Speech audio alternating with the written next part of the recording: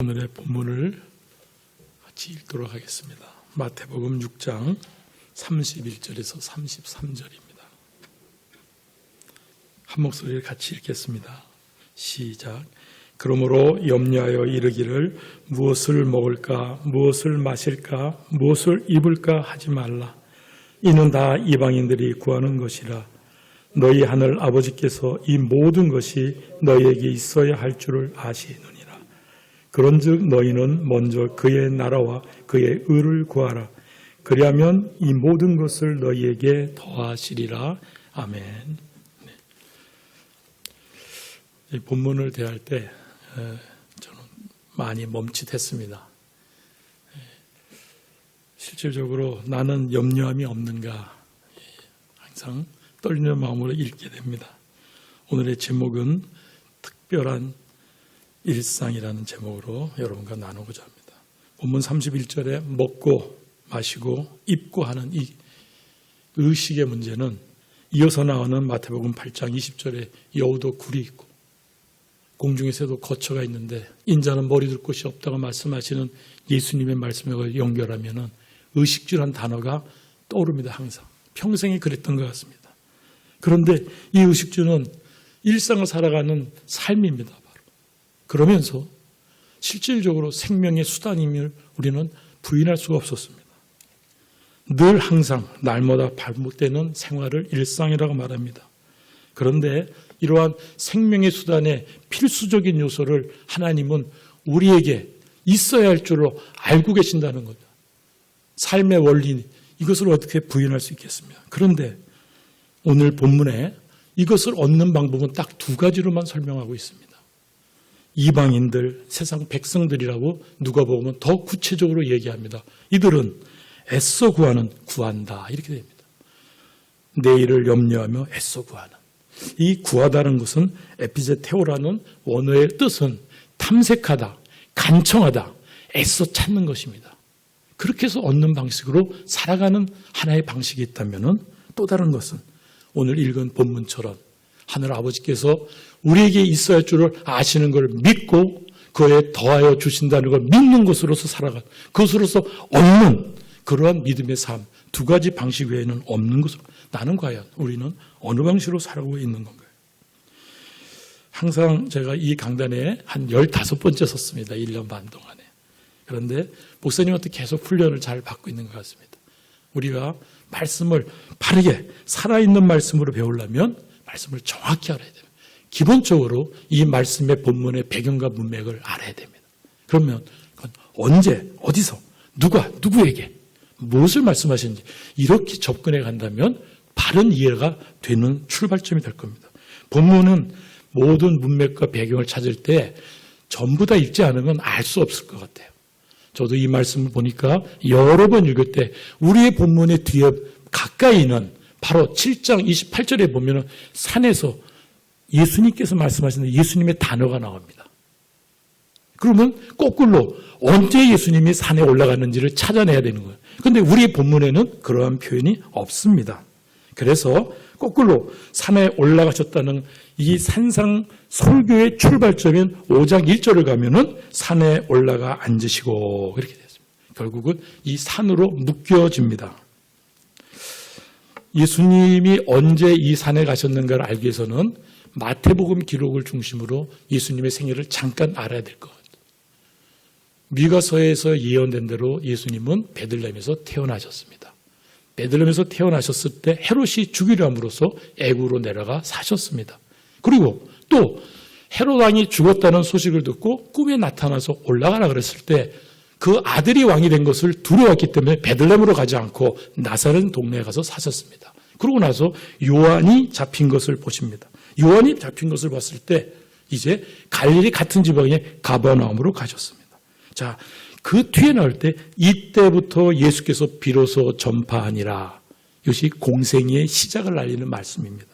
결국은 공생의 때 예수님의 말씀에 의해서 전파된 이렇게 이것을 말씀하실 때는 이 뒤에 나오는 것이 바로 우리 오늘 본문에 시작되는 산상설교의 출발점이 이어집니다. 그래서 예수께서 무리를 보시고 산에 올라가 앉으시니 5장 1절의 말씀을 이어져서 7장 28절, 8장 1절에 산에서 내려오셔서 말씀을 마치심에 이렇게 정리되는 겁니다.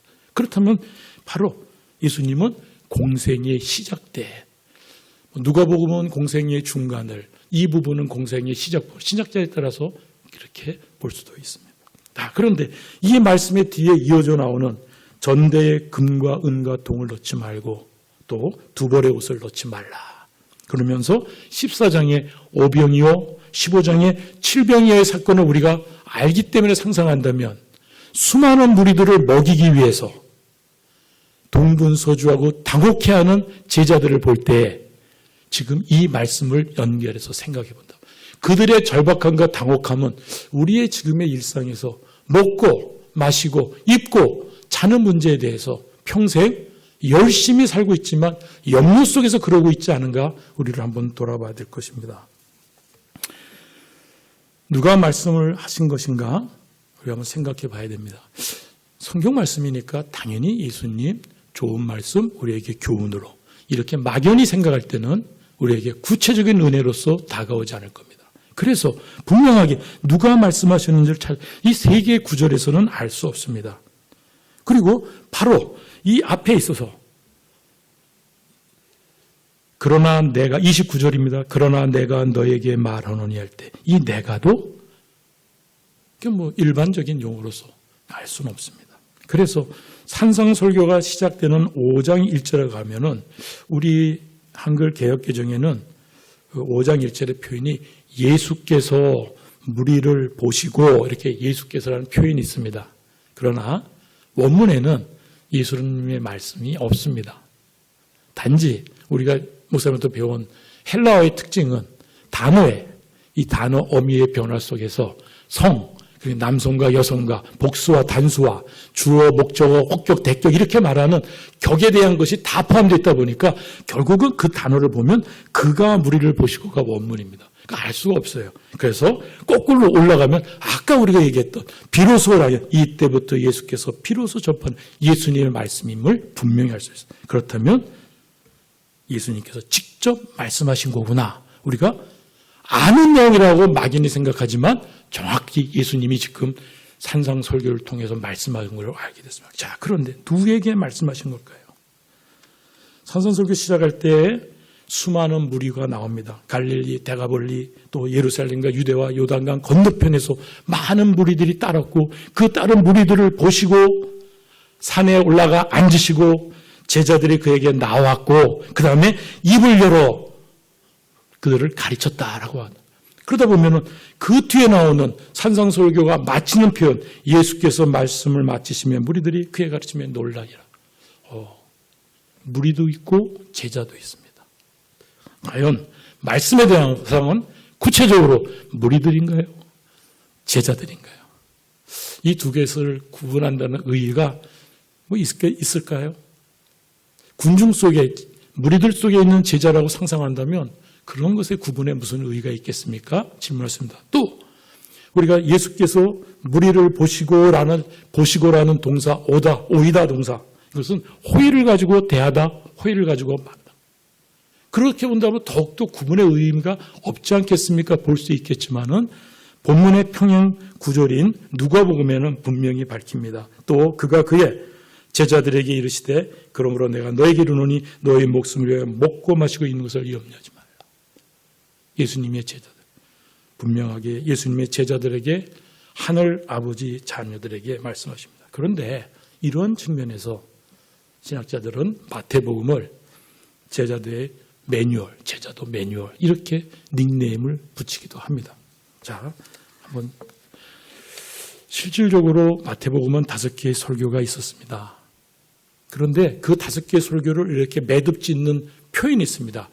말씀을 마치심에, 예수께서 말씀을 마치심에 이 단어가 나올 때마다 5개의 설교가 끝납니다. 물론 한글 성경에는 비유로 마치심에, 명하기를 마치심에도 있지만 원어에는 똑같은 놈을 씁니다. 카이, 에게네테, 호테, 에텔레세 같은 말입니다. 예수님께서 이 말씀을 마치심에. 그런데 첫 말씀 산상설교의 내용입니다. 우리가 너무나 잘 알지만 눈을 갖고 한번 들어보실까요? 팔복의 말씀, 너희는 소며 세상의 빛이라. 노하지 말라, 간음하지 말라, 맹세하지 말라, 원수를 사랑하라, 은밀히 구제하라. 너는 기도할 때 중언부언하지 말고 이렇게 기도하라. 의식하여 금식하지 말라. 보물을 하늘에 쌓아라. 오늘 본문 먼저 그 나라 그 의를 구하라. 그리고 우리 본문 뒤에 비판하지 말라. 구하라, 찾으라, 두드리라. 좁은 문으로 들어가라. 열매로 할지니라. 이 말씀을 가르치는 겁니다. 누구에게? 제자들에게 가죠.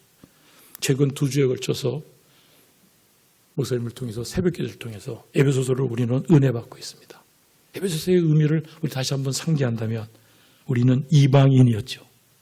그런데 복음으로 말미암아 그리스도 예수 안에서 우리가 함께 상속자가 되고 함께 지체가 되고 함께 약속에 받은 자에 처했다 그랬습니다. 그러면 우리에게 하신 거죠.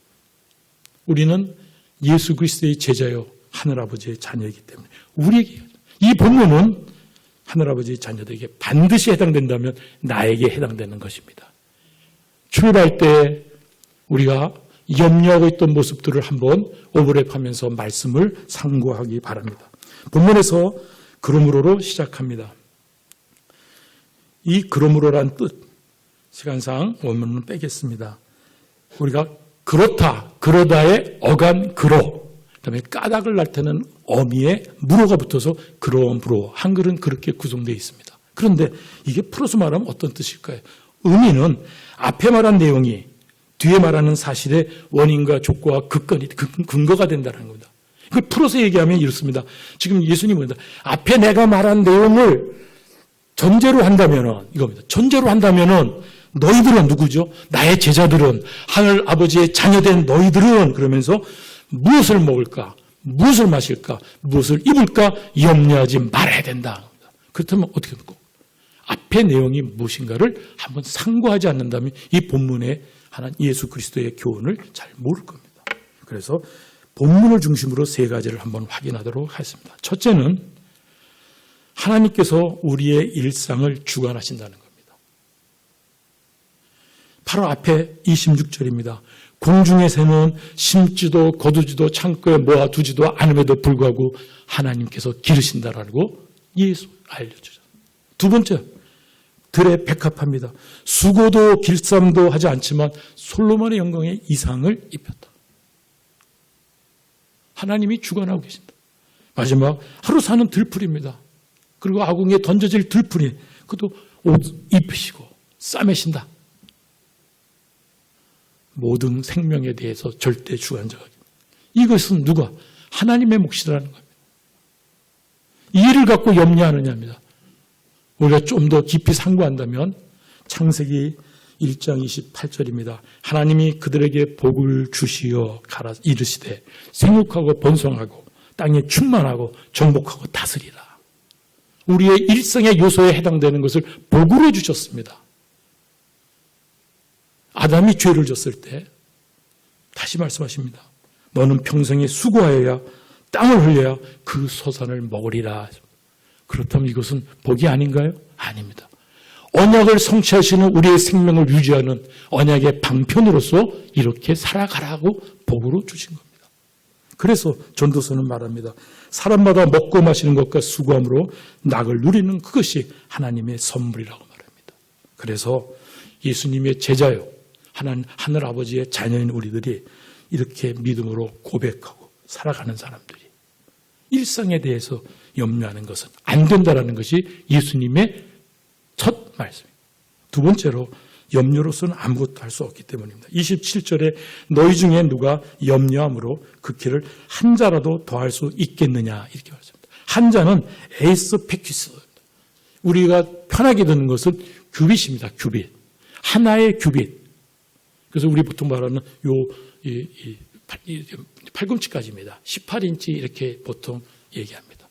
그러면 이 말을 풀면은 한 자도 더 할 거냐, 18cm를 어떻게 키울 거냐 염려로, 이 18cm가 된다면 어린아이가 자란다면은 먹고 잘 양육될 때 자라나는 거죠. 시간이 필요한 거죠. 생명이 필요한 거죠. 여기서의 다른 의미는 너희가 염려함으로 너희 생명을 연장시킬 수 있느냐 이렇게 말합니다. 그런데 동일한 이 말씀의 평행 구절인 누가복음에서는 이것을 가장 작은 일이라고 했습니다. 이런 가장 작은 일도 하지 못하면서 어찌 다른 일을 염려하는가. 예수님이 이렇게 말씀하셨습니다. 그래서 무엇을 먹고 마실까 입을까 염려하는 것은 우리의 목숨과 몸을 위함이 아니다라고 분명히 말씀하셨습니다. 인간의 이러한 염려는 무력하고 무능한 것입니다. 일상의 삶이라는 것은 정말로 복이요 은혜입니다. 그래서 내가 산을 향하여 눈을 들리라. 나의 도움이 어디서 올고 나의 도움은 천지를 지으신 여호와께로서다. 시편 기자는 그렇게 고백하고 찬양합니다.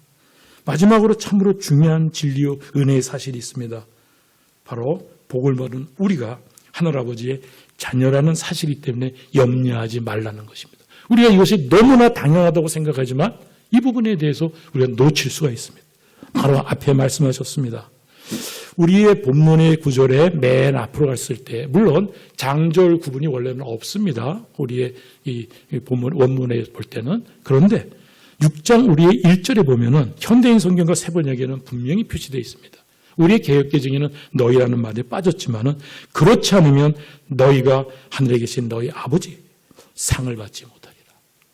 하나님과 우리의 관계를 분명히 밝혀놓고 있습니다. 그래서 계속해서 본문은 이어갑니다. 너희 아버지께서 너희는 기도할 때 내 아버지께 기도하는데 내 아버지께서 갚으시리라. 그러면서 우리에게 기도를 가르쳐 주면서 너희는 이렇게 기도하라. 하늘에 계신 우리 아버지요. 기도의 대상을 명확히 합니다. 우리 아버지요. 그러면서 오늘 본문입니다. 너희는 이것들보다 귀하지 아니하냐. 무엇보다? 공중의 새, 백합화, 들풀보다 귀하지 아니냐. 그러면서 하물며 너희일까 보냐. 하물며 하늘 아버지의 자녀일까 보냐. 우리입니다. 우리가 그렇기 때문에 염려하지 말라는 것입니다. 하나님 아버지께서 이렇게 귀하게 여기시는 우리가 하나님의 자녀가 됐는데 염려할 수 없다는 말씀을 분명히 하신 겁니다. 그런데 우리가 지금 염려하고 있다면 하나님의 자녀됨을 우리 스스로가 놓고 있거나 부정하고 있거나 잊어먹고 있거나 그러는 건 아니겠습니까?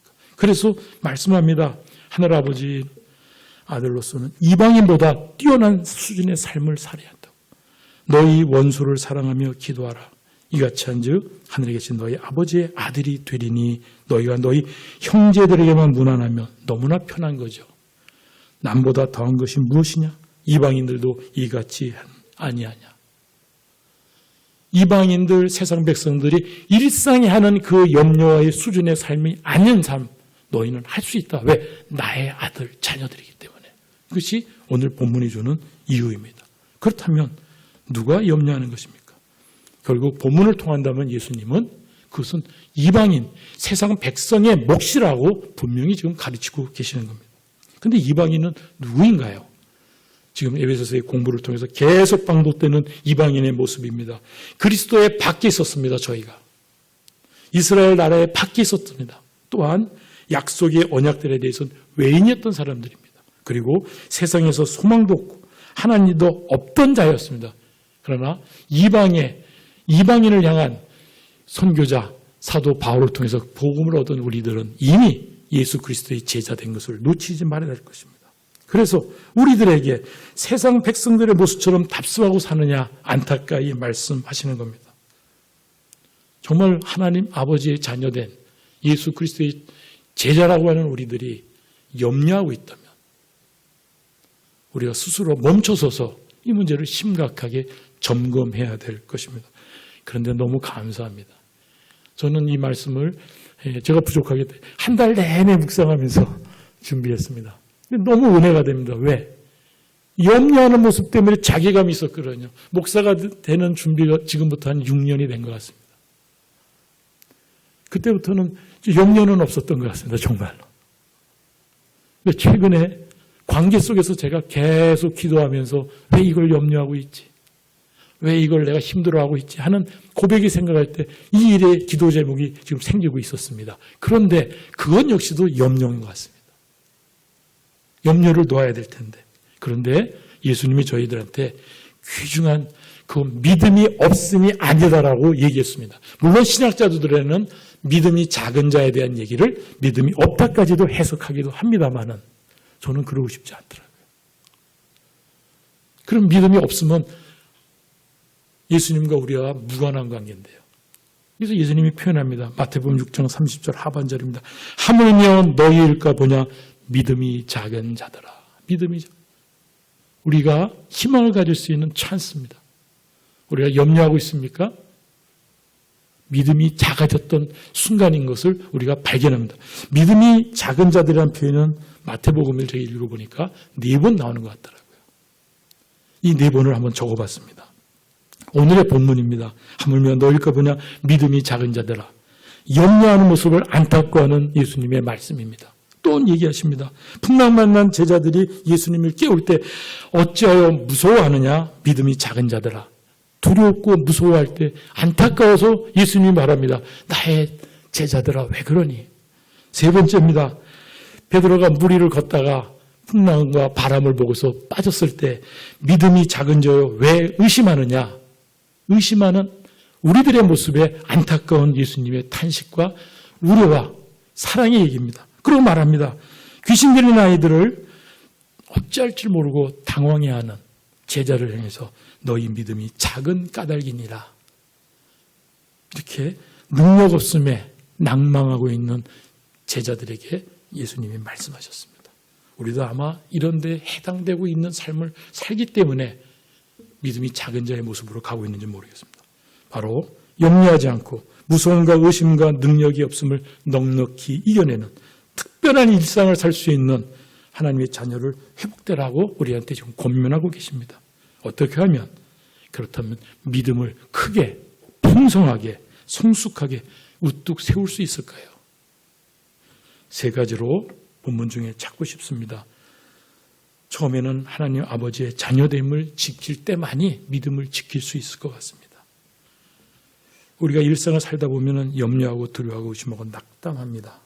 그럴 때 하나님의 자녀된 믿음의 정체성을 깨달아져야 할 것이 아니겠습니까? 우리가 성령님과 동행하지 않으면 이 깨달음을 하기가 어렵습니다. 그래서 이렇게 되기 위해서는 빨리 우리가 자녀된 것에 대해서 감사를 회복해야 될 텐데 우리가 어떻게 회복될까요? 에베소의 말씀처럼 우리의 믿음의 정체성에 나는 상속자다, 함께하는 지체다, 나는 약속에 참여하던 자라, 이것으로 기뻐해야 될 텐데 의심이 됩니까? 여러분, 바울 사도의 말씀을 다시 한번 갖고 확신하기 바랍니다. 예수 앞에 세례 받았습니다. 우리는 그의 죽으심으로 함께 세례를 받았습니다. 그리스도가 아파요 죽으시고 세례를 갖으시고 장사됐을 때 우리는 함께하였습니다. 그런데 그가 사심으로써 우리는 새 생명 얻었습니다. 우리는 그렇기 때문에 예수님의 제자로서 상속자로서 지체로서 약속의 참여자로서 우리의 믿음의 정체성을 놓치지 말아야 될 것입니다. 이 부분이 우리가 살다 보면 여러 가지 요소에서 자꾸 놓치게 되는 것입니다. 그런데 우리의 존재를 하나님이 얼마나 기뻐하시는지 누가복음 15장에 3가지 비유를 통해서 말씀해 주셨습니다. 우리는 잃었다 찾은 양 한 마리라고 얘기합니다. 우리는 잃어버렸던 한 동전 드라크마였습니다. 우리는 탕자였습니다. 그런데 하나님께서 우리에게 말합니다. 너무 기뻐요. 우리를 찾아서 우리는 이방인이었지만 이렇게 우리의 지체와 믿음의 자녀로서 바뀐 우리에 대해서 목자가 그 양을 어깨에 들러 메고 이렇게 합니다. 친지와 벗을 불러서 잔치를 벌려서 즐거워하자라고 얘기했다. 그리고 하늘 천사들에게 얘기합니다. 하늘의 사자들 앞에서 나의 기쁨이 된다라고 얘기했습니다. 마지막으로 돌아온 탕자를 향해서 얘기합니다. 내 아들이 돌아왔다. 우리는 그런 존재입니다. 이 믿음에 대해서 기뻐할 때 믿음을 지킬 수 있습니다. 자, 2번째로 항상 이 모든 것에 먼저 할 것을 먼저 할 때 믿음을 지킬 수 있습니다. 말이 반복되죠. 먼저 할 때만이, 먼저 해야 할 것만이 먼저 할 때 믿음을 지킬 수 있습니다. 과연 무슨 말입니까? 여기 보면 너희는 먼저 그 나라와 그의 의를 구하라. 그리하면 이 모든 것을 너에게 더하시라. 그 나라와 그 의를 먼저의 뜻 프론토. 첫 번째로 무엇보다도 특별히 그렇다면 이 말의 뜻을 다시 한번 우리가 보완해서 설명한다면 무엇보다도는 본질적이고 근본적이고 이런 것을 해야 된다. 지금 이 먼저의 그 말을 넣어야 됩니다. 본질적이고 근본적인 것을 해야 돼. 근데 그게 그 나라와 그 의야. 지금 얘기하고 있습니다. 두 번째로, 첫 번째로 해야 돼. 네가 염려해, 두려워, 낙담해, 의심이 되고 있니? 이런 상황에 빠졌을 때 우리가 가장 무엇보다도 어떠한 상황, 어떠한 형편과 일 속에서도 먼저 첫 번째로 할 것은 뭐니? 바로 근본적인, 바로 앞에 얘기한 겁니다. 내가 하나님의 자녀가 된 것을 고백하고 감사하고 기뻐하는 것을 회복하는 것만이 이 모든 것에 먼저 하는 행위가 된다는 것입니다. 우리가 어쩔 줄 모를 때 이 부분을 찾아낼 겁니다. 다 겪고 있는 어려움이 있겠죠. 그 다음에 급박하게 일어나는 일도 있을 겁니다. 그 다음에 전혀 원하지 않았지만은 그 아주 힘든 당혹한 상황에 빠져 있을 때가 있을 겁니다. 그럴 때 우리가 먼저 할 것, 근본적으로 할 것, 우선할 것은 내가 하나님의 자녀이지, 이것을 고백하고 감사하고 기뻐하는 부분을 찾아내야 될 것입니다. 그런데 맨 마지막입니다. 이 부분에 대해서 먼저 우리의 믿음의 습관이나 믿음의 의지나 믿음의 열정으로 해서는 안 될 것입니다. 그것으로서 만족하는 것이 아니라 오직 성령의 은혜를 늘 구하는 삶으로 해야만이 가능한 믿음의 고백이 될 것입니다. 그런데 맨 마지막에 이렇습니다. 그 나라와 그 의를 구하라. 본문에서는 제가 여러분한테 설명한 앞에 부분에 이용한 내용을 통해서 내가 하나님의 자녀된 것, 그것을 고백하고 감사하고 기뻐하는 것을 먼저 한다고 그랬는데 오늘 본문에는 그 나라와 그 의를 구하라 라고 했습니다. 과연 이 내용이 무슨 뜻일까요? 이럴 때 무엇을 우리에게 이렇게 나라라는 얘기를 했던 것은 다니엘서에 근거합니다. 지극히 높으신 이의 성도들이 나라를 얻으리니 그 누림이 영원하고 영원하고 영원하니라. 하늘나라, 하나님의 나라에 대한 이야기를 다니엘서 이렇게 표현되어 있습니다. 그런데 그의 의는 무엇일까요? 또 그렇다면 그의 의 부분은 하늘나라의 독특한 특성, 성격을 말할 때 의입니다. 그 나라의 특성이 뭘까? 하나님의 의입니다. 그런 것으로만 구성되어 있는 것입니다. 그래서 여호와께서 이와 같이 말씀하시기를 너희는 정의를 지키며 의를 행하라. 이는 나의 구원이 가까이 있고 나의 공의가 나타날 것임이라 하셨습니다. 예수님이 주기도문을 가르쳐주면서 말씀하십니다. 나라가 임하게 하옵소서. 뜻이 하늘에서 이루어진 것 같이 땅에서도 이루어지게. 예수님이 이것에 대한 표현을 첫 설교, 공생의 첫 설교에 하십니다. 천국이 가까이 왔느니라. 하늘나라, 하나님의 나라입니다. 그 나라와 그 의를 표현한다면 그겁니다. 근데 예수님이 어린아이에 비유해서 이렇게 말합니다. 어린아이들이 내게 오는 것을 용납하고 금하지 말라. 하나님의 나라가 이런 자의 것이니라. 소유의 대상으로 하늘나라를 지금 설명하고 계십니다. 그런데 그 다음 것을 부연해서 설명해 주십니다. 누구든지 하나님의 나라를 어린아이 같이 받아들이지 않는 자는 결단코 거기에 들어가지 못합니다. 들어가는 초소로서 얘기했습니다. 어떻게 이해해야 될까요? 하나님의 나라, 하늘나라와 그 의를 구할 때에 그 나라를 주시는 하나의 대상으로 지금 얘기했는데 그 부분을 풀이한다면 하나님의 통치하심 속에 우리가 들어가는 겁니다. 하나님의 통치하심에 들어간다면 그것은 구원받은 자의 모습입니다. 그것은 믿음을 지킨 모습입니다. 그렇다면 먼저 그 나라와 그 의를 구한다는 것은 가장 우선해서 구할 것은 구원받는 일에 대해서 우리가 우선해야 되는 것입니다. 근데 우리는 이미 구원을 받은 자 아닙니까? 아멘. 아멘이죠. 그런데 연약하고 작은 자로 지금 순간순간 우리가 빠지고 있음을 오늘 본문에서 얘기하고 있는 것입니다. 그래서 이 구원을 구하는 것은 앞에서 말한 하나님의 자녀임을 고백하고 감사하고 기뻐하는 것과 일맥상통한 같은 것입니다. 우리가 염려할 때, 두려워할 때, 의심할 때, 낙담할 때 하나님의 자녀된 것, 내가 구원받은 것에 대해서 간구하는 것, 감사하는 것, 고백하는 것, 믿음의 정체성을 발견하는 것일 겁니다. 과연 일상을 살아가면서 염려를 버리고 간다? 과연 그럴 수 있을까?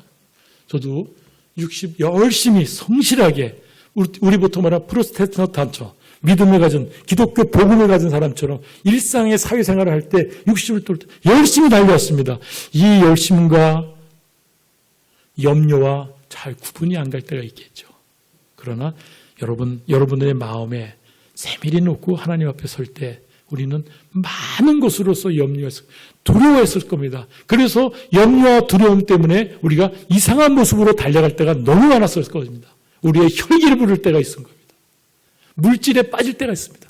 더 많은 이익을 취하기 위해서 바람직하지 않은 행동을 모색할 수도 있었을 것입니다. 그것이 우리의 삶이니까요. 그것은 믿음이 연약한 자, 작은 자의 경우에 빠질 때 그렇게 됩니다. 그걸 다 알고 계셨습니다. 예수 그리스도께서. 그런데 말씀하십니다. 우리가 어떻게 믿음을 지키는 자, 염려하지 않는 자, 먼저 그 나라와 그 의를 구하는 자를 항상 우리가 확인하면서 살 수 있을까요? 항상입니다. 쉬지 않고입니다. 범사입니다. 말씀에 있습니다. 우리가 이 말씀에 어떻게 투영하고 살 것인가를 늘 우리가 애써 노력한다면, 성령 안에 충만히 은혜 속에 빠진다면 지금 믿음을 지키는 자, 염려하지 않는 자, 먼저 그 나라와 그 의를 구하는 자가 될 겁니다. 항상 기뻐할 때입니다. 쉬지 말고 기도할 때입니다. 범사에 감사할 때입니다. 우리가 이 세 가지를 우리가 생활 속에서, 일상 속에서 어려운 난국을 만날 때, 가정 경제, 또 회사의 생활 속에서, 사업하실 때, 인간관계 속에서 꼭 붙여야 될 게 있습니다. 교회 일 속에서 겪을 수 있는 염려와 의심과 낙담과 두려움들, 이런 것을 대할 때 뭐를 기뻐하라? 내가 하나님의 자녀된 것을. 내가 기도할 때 그 나라와 그 의를 간구하며 기도합니다. 그리고 이 모든 것을 범사에 감사한다면 이것이 먼저입니다. 항상 쉬지 말고 범사한다면 항상 먼저가 되는 겁니다. 여러분, 아브라함 카이퍼에 대해서 한번 말씀드린 적이 있습니다. 네덜란드의 신학자고 목사님이셨습니다. 그리고 우리한테 굉장히 귀중한 칼빈주의를 현대적으로 잘 풀어서 오는, 그래서 영역주권이란, 우리의 삶의 모든 영역에는 그 단위 영역마다 절대 주관자 하나님이 계신다라는 것을 풀어서 설명해서 영역주권이라는 이론을 강하게 전파하신 분입니다. 그리고 네덜란드의 당수도 됐고 혁명당 당수도 됐고 그 다음에 수상도 된 분입니다. 이분이 한 말이에요.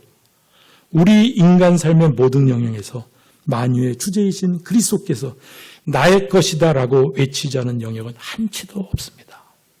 그렇다면 나의 것이다 외치지 않는 영역 한치를 역사낸다면 내가 먹는 것, 마시는 것, 입는 것, 그것도 염려하고 있는 것, 두려워하는 것, 의심하는 것, 낙담하는 것, 이 순간순간에도 나의 것이다라고 예수 그리스도께서 이미 선언하고 계셨다는 겁니다.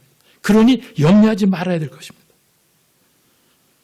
오늘 말씀을 통해서 우리가 특별한 일상, 가만히 있으면 항상 염려 속에 갈 겁니다. 내일을 준비하는 죄성 속에서. 그러나 우리가 오늘의 말씀을 다시 한번 참고하면서 믿음의 우뚝 서기를 성령님께 늘 간구하는 여러분과 저가 되기를 진심으로 소망합니다.